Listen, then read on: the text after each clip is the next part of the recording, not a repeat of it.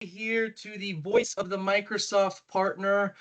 I am in control today, along with the rest of the Alliance team here, David and Josh from the business development team. We have taken over the VOMP today. We got a special request. There has been a tremendous amount of changes here for FY26. Things are evolving, and so we felt it would make a lot of sense. We're in the game every single day, right? We're learning about what's changing. We're talking to partners, and we're going through these different, changes. And so we're very excited today to get into some of these different details. You go to the next slide real quick, Dave. I'll just do a quick intro of the agenda. Like I mentioned, myself and Dave from the Alliance team are going to be here leading part of this conversation. And we'll also have Josh from our sales team talk a little bit about the funding opportunities and how some of those things are going to impact how you go to market as well. Dave and I are going to be focusing on the changes both from an incentive standpoint, managing your relationship with Microsoft, but I'll also be getting into some of those AI topics. Specifically, which we're going to get to here in just a second, I'm going to be talking about agents. Agents are the new meta. I told Rio, I said, I don't know if that's a Gen X term. Hopefully everybody knows what I mean by that. It's the new wave. Everybody has been talking about them nonstop. Before I get into this whole spiel, I've got a question for everybody. We've got those different topics. I'm curious, Rio, if you go ahead and send out this poll. What are you guys most frustrated about? Is it how the incentives are changing? Is it about how these engagements and these funding opportunities are changing? Is it about the solution partner designation specialization updates? Or is it maybe around Microsoft's AI focus? A lot of these different things are very dynamic. They change on a dime. And so I know it can be a little difficult to stay on top of what the changes look like. We wanted to send this poll out just to kind of level set and understand what you guys are most interested in getting to know about. And so far, it looks like the SPD and incentive changes are leading here. So Dave, definitely going to be important for you to dig into that as much as possible. We got it. Again, that the chat here is where you'll be able to go ahead and find this poll. But before we get there, you got to listen to me first. So we'll go ahead and get into agents here. Why do we want to talk about this in the first place? If you listen to MCAP Start for Partners, if you listen to any of the monthly calls where Microsoft talks about some of the new focuses for the new year, you probably heard every single person on the call talk about this. I mean, I listened through probably 10 plus hours, and almost every single speaker mentioned the word agent. Okay. Now, where is this coming from? I'm going to put this in the chat window just to give you guys a little bit of context. You probably have heard this term, the frontier firm. Microsoft's been talking quite a bit about. Okay. In their mind, AI is the next wave of technology services. It's the biggest opportunity in their mind. They've actually quantified it. They said that when looking through the lens, agents along with security are the two potential largest places for growth for partners, according to what they see in FY26. And so if you look at the snip I sent in the chat window, you'll notice that they want to put partners along this journey in three different stages. Okay. The first stage is around a human with an assistant. And if you start thinking about what has Microsoft done, that was the FY25 focus. That was Copilot chat, right? Getting people comfortable and understanding how to work with a large language model. But the time has come to move on to stage two. And that's why, in my mind, FY26 is all about agents. It's human-led agents. No longer is it an assistant that can help you finish tasks more quickly. It's about actually having that assistant do that task themselves, building in the knowledge into that assistant so that it can automate that entire process.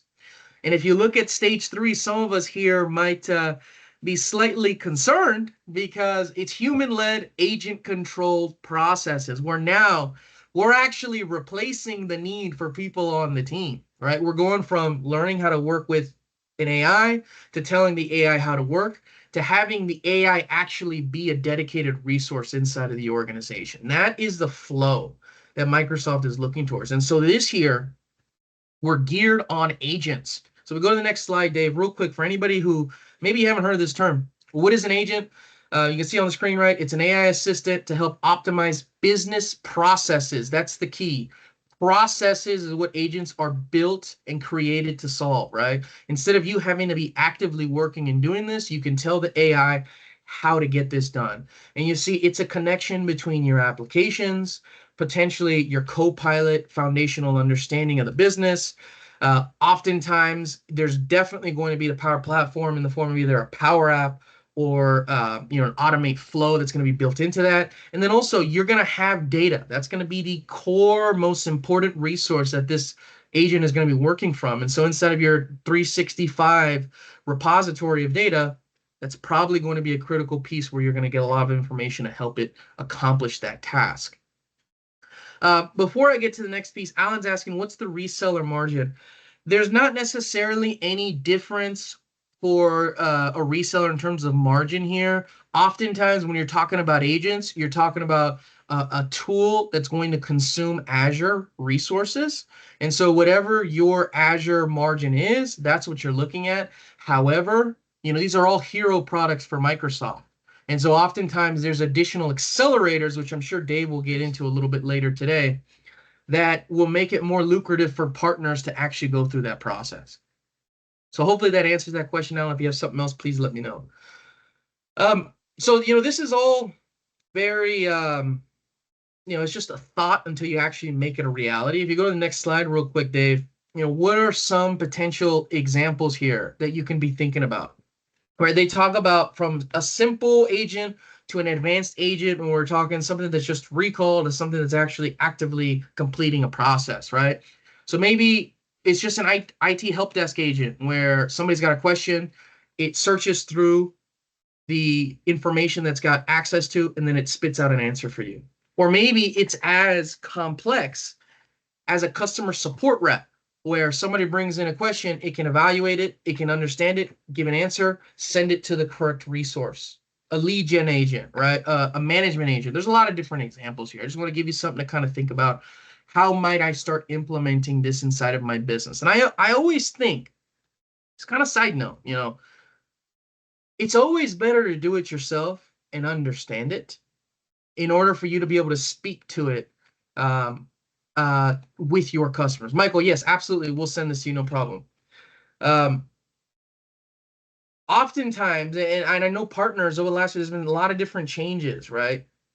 You sometimes need to get your own personal experience. You need to get your own feet wet to really understand the situation that the customer is experiencing to help them answer some of these different questions. I think I would very much encourage everybody that's on the call today. There are research agents that Microsoft has recently released that I'm sure are awesome. Okay. If you've ever worked with ChatGPT, which is what it's built off of, I've got the premium license and I've got the deep research functionality. Blows my mind every single time I use it. I mean, the people who need to be worried are the McKinsey consultants, because you give it, these parameters to look for something. It goes ahead and actually does the deep research. And within 20 minutes, you get a report, 20-page report that would have taken somebody, a few days to put together. It's phenomenal stuff. And so I would encourage you guys, go test it out. They've got a lot of these things built out 80% of the way for you guys to go and then customize for your customers. So you take what's built very similar to a Power Automate template or a Power App template. You take it, you customize it, you align it with a specific industry need, and then all of a sudden you're an AI frontier partner, right? That's where we need to get to. So if you go to the next slide real quick, Dave, you'll notice, how do these things really come together? You've got a knowledge base. You've got a logic that you build into that agent.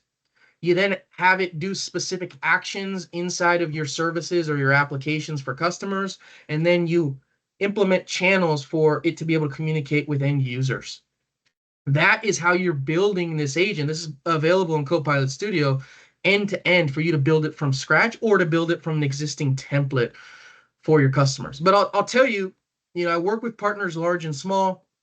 Some partners have an AI practice that is very specific, and it makes a ton of sense, right? Because AI, like a lot of these other tools, is not necessarily out of the box. Okay. But very importantly, how do you scale something that's not out of the box? If everything that you're doing is custom built, you're going to move a lot slower, right? It doesn't mean you can't have that service available, but I would encourage you guys to think about how can we build something that solves a very specific niche problem so that I can scale this out to different organizations that have a very similar issue much more quickly, right? If I've got an agent for the legal space that takes a look at existing cases that are very similar to the one I'm working on, it builds a report and streamlines it for me, and I'm basically replacing the work of a paralegal for these different lawyers. All of a sudden, you can customize that a bit towards the end, but the actual problem it's solving is very scalable across the entire legal space. So I think that's kind of how you guys want to think about it. And if you go to the next couple slides here, Dave, Microsoft talks about what the partner opportunity looks like, right? So you'll see here, Microsoft wants you guys to go beyond just the actual agent. If you go to the next slide, Dave, they kind of see this as Copilot chat and Copilot are getting people comfortable again. You saw at stage one using some of these AI services, and then you build AI agents together to help them really build AI into what they do as a business. However, they don't want you to just sell those solutions. If you go to the next slide, they want you to build a service on top of those solutions, right? Microsoft, again, they have the engine where you can go build some of these services from scratch or use a template to get the majority of the way there. But what they don't have is the resources you guys have on staff to speak that vision to your customers, right? The reason they work with a partner channel in the first place is because you guys can extend their capabilities that much further, that much more quickly. And so Microsoft sees this as the new business line, right?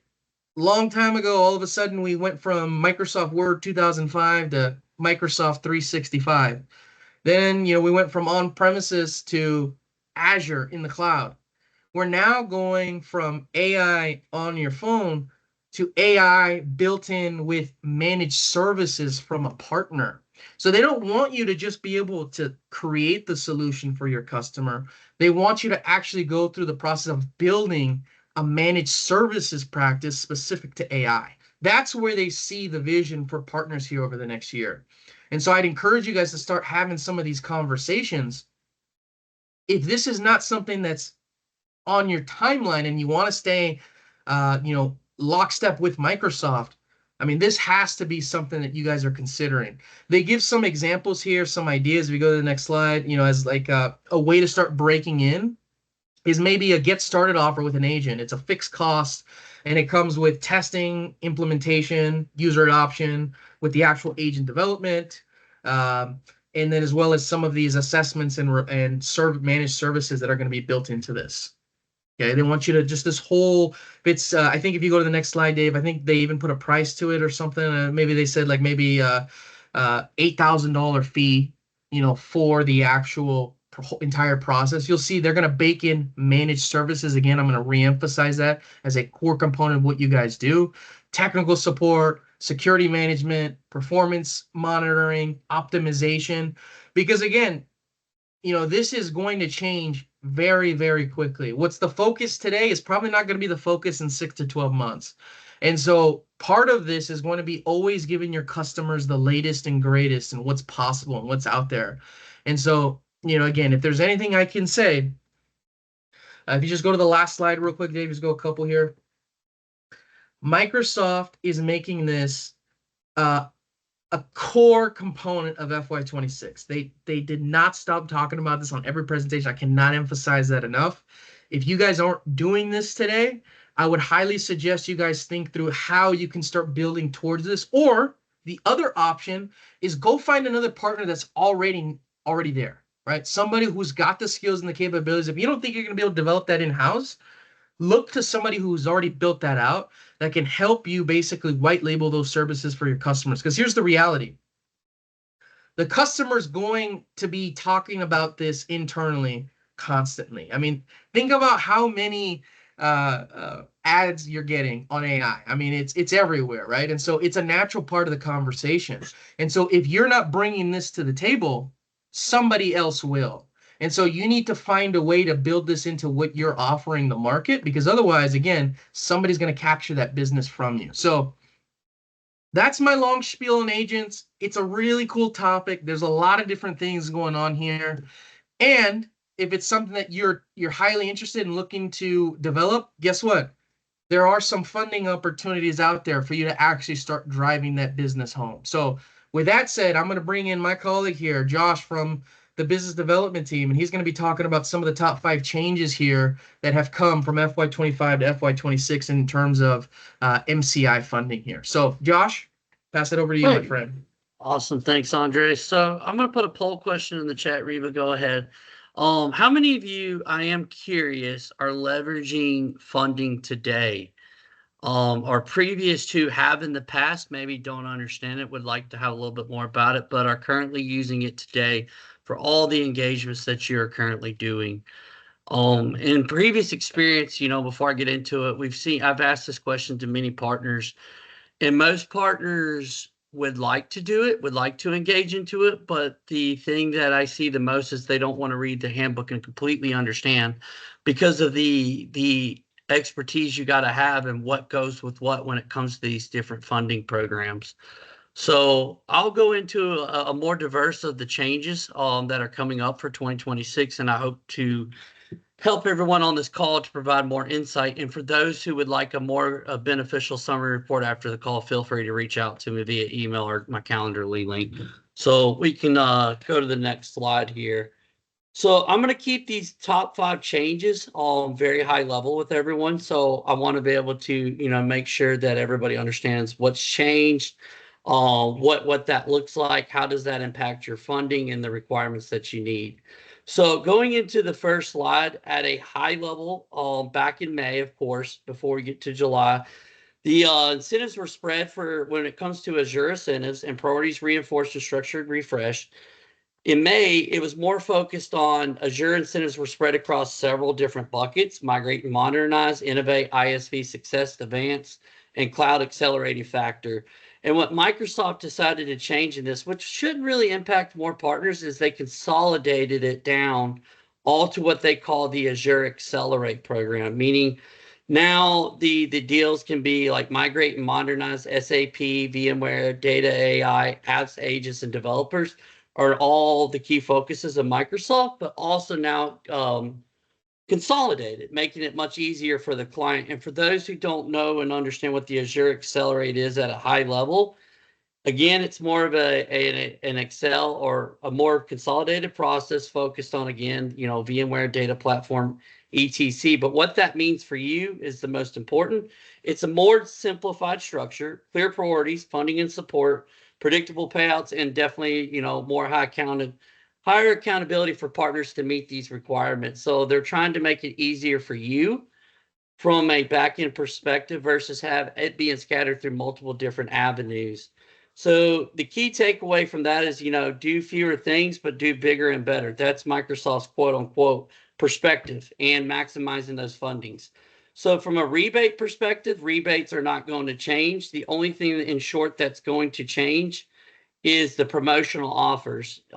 That being said, is now that Microsoft's released M365 E3, E5, that you can get a 3-year term subscription and a 10% promotional discount, and things like Copilot 365, they can get those 15% discount for those that want to extend that.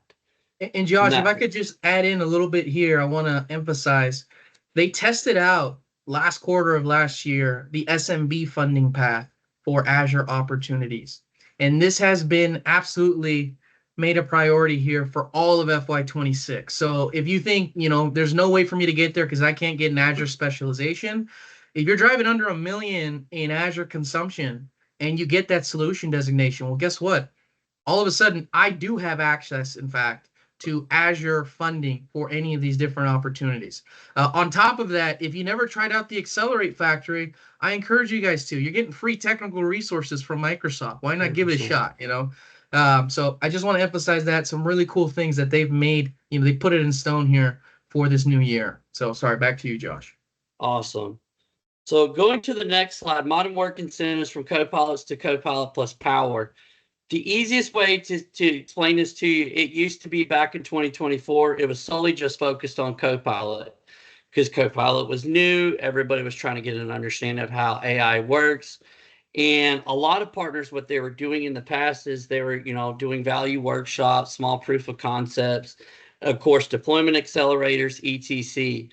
So what Microsoft has changed moving forward is they now want you to focus on the bigger picture here. And the bigger picture, of course, is adding Copilot into Power Envisioning and POC and deployment accelerators.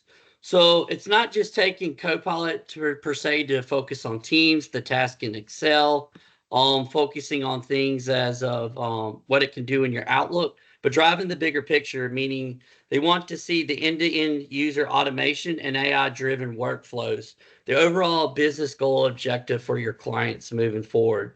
So if you're looking from an earnings perspective to grow that revenue, to grow that avenue, and get more Microsoft recognition, then I would definitely want to bundle Copilot with a Power Platform device moving forward.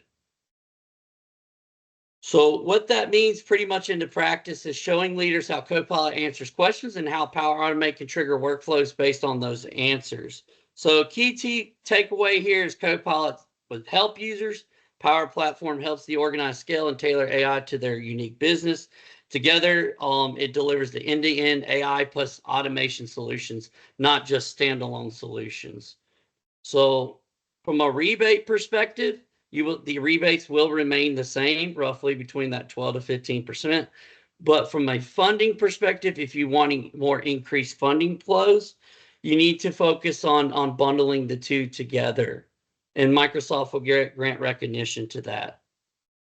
Yeah, and the other thing I'll also say on that too, Josh, this is the one program here where there's a high bar here. We need to have a modern work specialization. We need to be in the Jumpstart program and have that ready tier.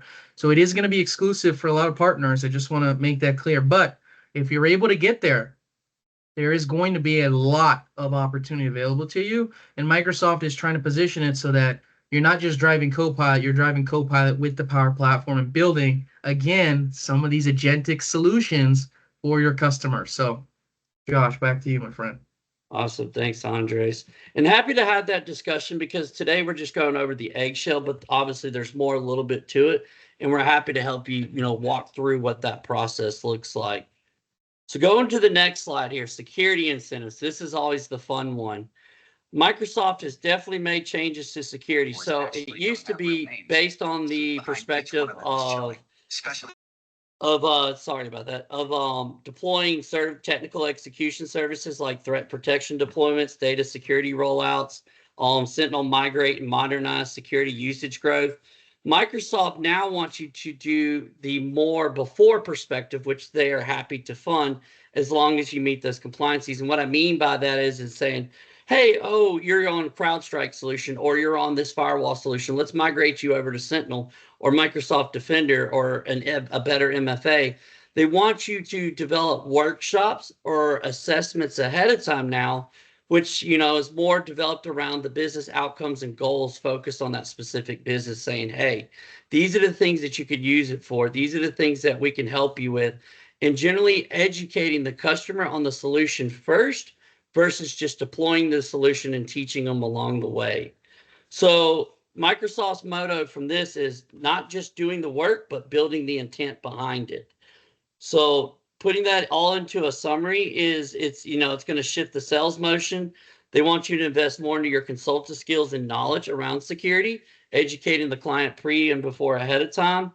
And it also unlocks more funding to you. And I'm happy to have that conversation as well next week with any of you who have more questions around that, because I feel like security is important in today's society, and getting educated on the projects, maybe focusing on things such as workshops or bundle assessments could be a good play for you, because it opens opportunities for clients to get more educated before going into the next focus strategy, which is obviously deployment. So happy And to help. sorry, Josh, I keep jumping in. I just can't help myself. Yeah, no worries. The security one is very exciting. I told all of my partners about this one because previously, historically, you've needed a specialization in order to get access to any of these dollars. And what they did this year is they actually opened it up to designation partners as well. So if you have a solution designation in security, which typically you're going to be able to get to if you add some additional certifications, if you already have the modern work, you're going to be in a position where you can run briefings, events on some of these different topics. And you can also then, from that event, drive those consumers to workshops that you'll also get funded. And then if you have a specialization, you'll be able to get some additional funding if you sell a certain amount of licenses as well. So they've really opened up the dollars that have come available for this track. And I think a lot of it has to do with the fact that they know when AI becomes a core component of what you're trying to do, security needs to be a foundational element to everything.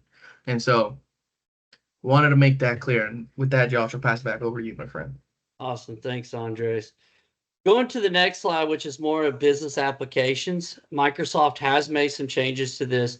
So at a high level, what's changed is incentives used to be tied to product-centric engagements. That's such as, tailored demos, needs for assessments, and low-code accelerators.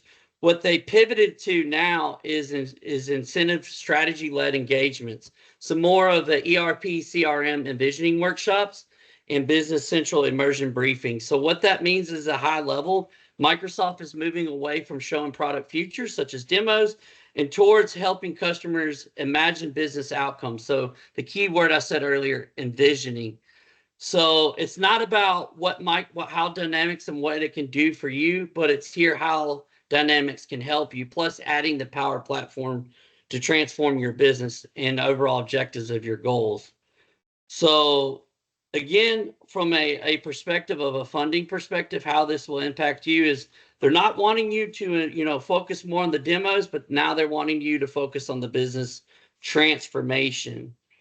So again, when it comes to that perspective for funding opportunities, there's a lot more to it, but they're going to want you to invest now into more pre-sales consultants, envisioning playbooks and industry use cases as an example from a high level takeaway standpoint.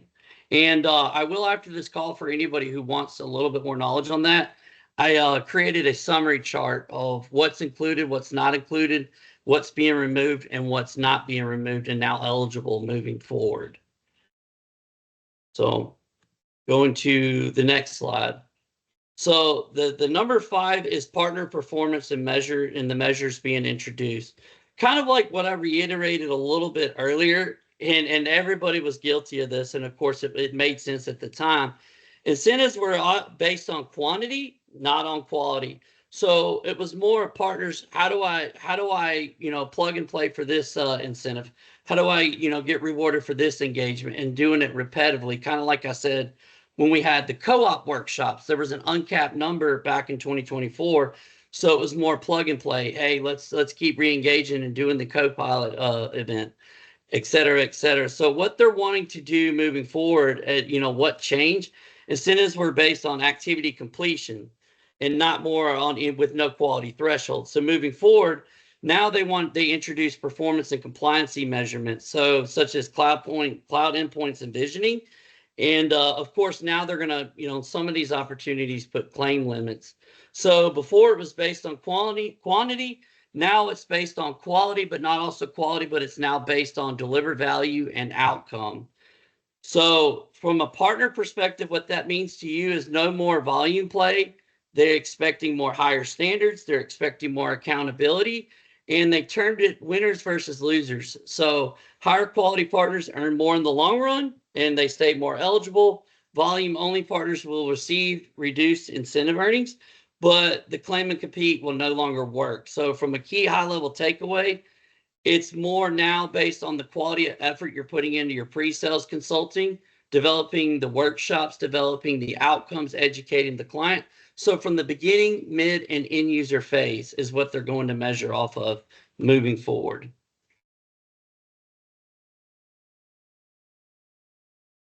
So the key takeaways, kind of like I reiterated earlier, Azure is now being consolidated, so there's a partner performed measurement tool in place called the Azure Accelerator.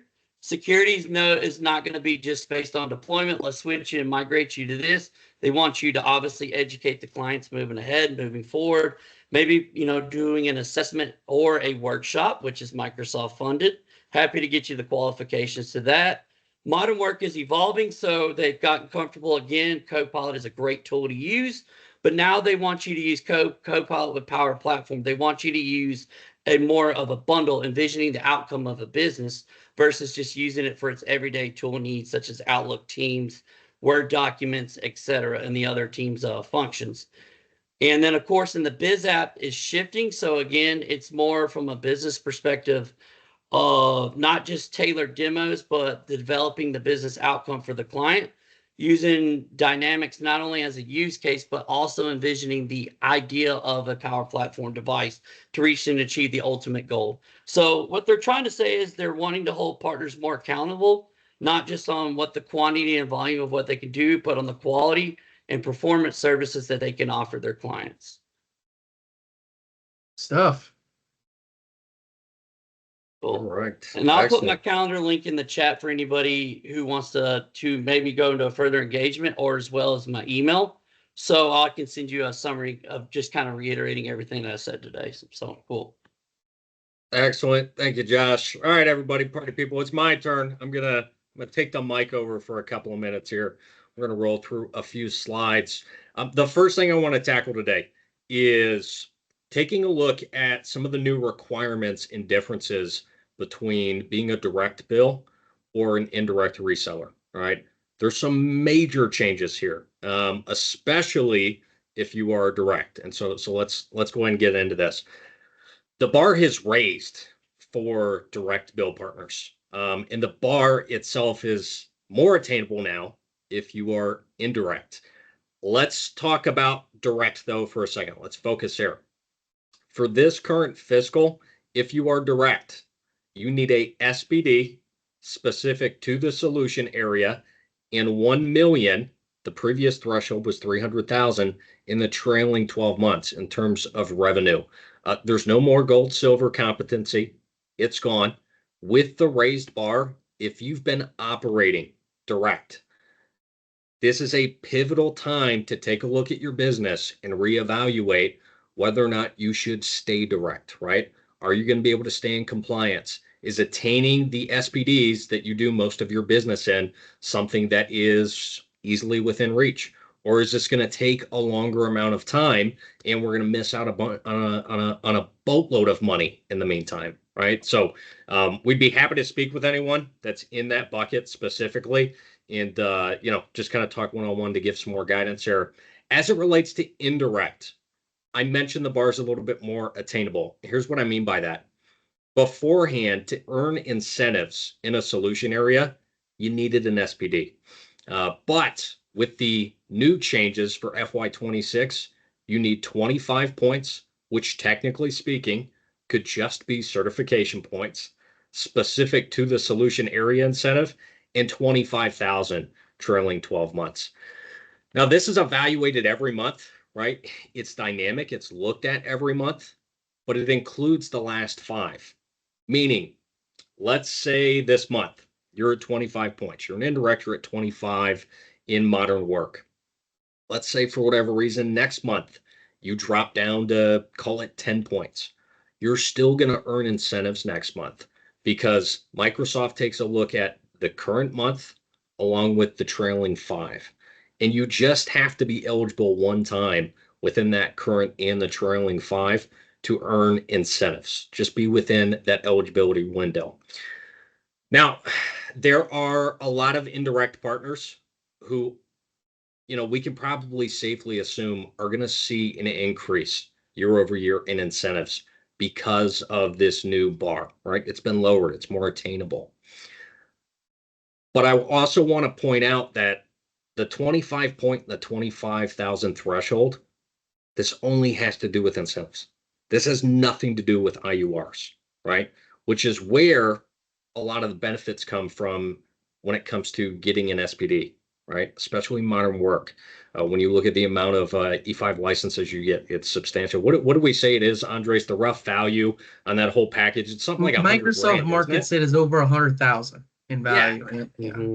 it's crazy, right? So, I point out that, yeah, we've got a 25-point threshold. That's all fine and dandy, but that shouldn't be where, as an indirect reseller, we should cap our goal at, right? We always want to be moving forward towards an SPD, towards a specialization, because without either of those things, all of the funding opportunities that Josh was talking about, we're not going to have access to, right? On top of that, specific to Yeah. Azure, right? We talked about getting access to funding for Azure.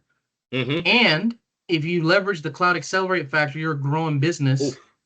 How much money are you saving there by not having to spend money on an additional technical resource? I mean, they're not cheap. So, It's a great point. there's a lot of reasons. A lot of reasons.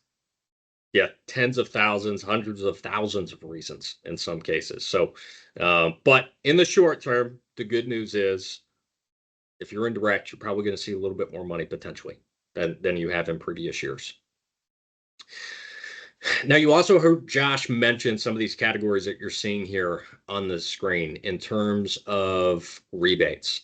And as both Josh and Andres already mentioned, Microsoft is doubling down on security and AI as being the highest funded place, right? Security offers up to 10.75% accelerators, and AI business process carries the richest incentive, right around 12%. Cloud incentives, a little bit lower at 3%. The big takeaway is this: Microsoft doesn't just want net new. Okay, they want extension and expansion within your current customer base. So on this next slide, we're going to take a quick look at an example with expansion of business premium and how payouts compare from last year to this year. So here's an example expansion of what you could earn, right? Taking a look, we see growth from 100 seats of business premium to 200. That's going to give us a core of 1584, an accelerator at 1267, and growth of 1584. You'd earn right around 4,400 in CSP incentives. And if we compare that to last fiscal, we're looking at a 20% bump comparatively. Let's take a look at one more example here. Let's say that you renew a customer at 2,000 seats, but you upsell them from ME3 to ME5. You can see the totals there comes out to about 143,000 in incentives, which same scenario last year comparatively, this is a 27% increase, a 27% bump. If you could go back real quick, Dave, I want Yeah. to just point something out real quick. Take a look at those numbers between core, strategic, and growth. Oftentimes we're just thinking, I want to sell these licenses so I can get that core incentive and I can add that 3% to my bottom line. But it might be a good idea to start thinking about, man, maybe it's not just what I'm selling, it's about how I'm selling it and positioning that with the customer. You're getting more, almost 2 times as much of the core for selling the business or in this case, the E5 licensing specifically, because that's a focus area for Microsoft, right? Those E5 and business premium SKUs, they come with a tremendous amount of strategic accelerators behind them. So if you've got anybody who's on E3 looking to potentially upsell the E5, you got anybody who's on business standard, maybe looking to upsell to business premium, like we said last time, you got 100,000 reasons, right, to see if you can make that happen, because they're incentivizing you as the partner to push the customer down that path. So I just wanted to emphasize that point home, Dave. Back to you. No, it's a great call out. It's a great call out. Now we can get even more granular into the respective solution play areas here, right? So if we can take a look at some of the updated rates for M365 CSP incentives. Note that Josh mentioned that the rates, they're relatively the same. This is true, except with the growth percentage. That's a little bit different. Also take note on the right-hand side of that little chart that there are max incentive thresholds. It's unlikely that most of us are going to meet those thresholds, but also note that one of those doesn't have a threshold. That's going to be the strategic telco SKUs related to global calling. The middle portion of our slide really just kind of re-emphasizes the requirements around, whether you're direct or indirect, and that's something we also talked about kind of ad nauseum to begin with. We also have these same types of slides that you're looking at right now in the next one that I'm going to show for Dynamics and Azure as well, that also go into the percentages. For time's sake, we're not going to get into each one of those, but they're in the deck. And so if you guys would like the deck, please reach out and you will have access to view those. Now, this is a really good illustration just to show what types of scenarios are you core, strategic, and growth incentives. Strategic products is where we want to focus. And this is really evident if you take a look at the third example here. A seat expansion of a non-strategic product is still only going to grant you core incentives. Whether you upgrade them 1,000 seats, 2,000, 3,000, it's still only going to give you core if it's a non-strategic product. Also take a look at the second to last two sections here at the bottom related to COCP. That's change of channel partner. I'm sure by this point, you guys have probably heard something around the realm that's any type of COCP, partner to partner transfer, it's not going to qualify for incentives. That guidance has reverted back. Okay, that is no longer the case. If anybody was worried about that, too much of an uproar. I mean, my goodness, yeah, it was not well received. I'll tell you that much. Definitely not. It was not well received at all. So it's welcome news. But again, these are just good examples you can see from one year to the next, and what kind of examples would fit for core, strategic, and growth. We move on to the next slide here. There we go. Perfect. Okay. Now, because Microsoft is changing the way that incentives work, there's a little bit of a different way that payouts are going to be calculated for this year. And there's one big piece that I really want to call out. So the effective date for these changes is technically October 1st. But I want to call out July through September. So last month, where we are now, all the way through September, this period is going to be initially calculated under the FY25 rules, right? So the same way that incentives were calculated in the last fiscal for this specific quarter, that's how they're going to be calculated in the immediate future. If you take a look at that timeline, though, and you zip on over to February, this same time frame that we're talking about, that we're in right now, is going to be recalculated and paid out under the FY26 rules. Meaning, as an indirect reseller, you very well may see an additional quarter's worth of incentives money for a solution area if you did have 25 points and 25K trailing 12 months for that specific area, right? So something to look forward to. I wouldn't, don't go out and buy some big old fancy Corvette thinking you're going to get, an extra 50, 60 grand, drop it in your bucket. But just know there could be a little extra change sitting around. So with that, I'm going to throw it back to Andres. Yeah, I think probably just to kind of bring everything home here. It's funny. One of the things I've been talking to Dave about, there hasn't really been any updates in the last 6 weeks. It's the craziest thing I've seen in a long time. Usually, like every couple of weeks, you're seeing some new things come out. They really hit heavy early. This is one of the first years I've seen where all the announcements came out first week of July. Most of the time, they're waiting until, first week of September and everything comes out. So, Microsoft has a very clear laser focus on what matters to them, how they want the partner program to continue evolving. And so, I would highly suggest everybody take a look, have those conversations internally and see what makes sense for me. Where can I make some slight adjustments or pivots just so that I continue to move forward in the way that Microsoft is doing business. So lots of changes coming. Obviously, we're always here if you guys want to have a conversation. If there's any questions, we're more than happy to help you guys out. I did also want to give another shout out here. Next month, We're going to be talking about AI agents as well, how winning partners are using AI agents and going to market. So if you're more interested in learning about that topic, we'll be talking about that at length as well here in September. So got a lot of cool things here in the pipeline. We wanted to also leave a little bit of time here in case there was additional questions. And good luck hunting. There's a lot of business out there for everybody. So best of luck to everybody. Much appreciated. Feel free to connect with us if you have any additional questions. So cool. If you have any questions here, please let us know in the chat, and we're more than happy to address them. If not, feel free to take 10 minutes back.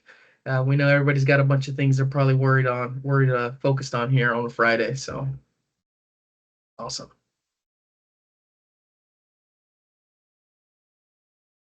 How do we get new clients?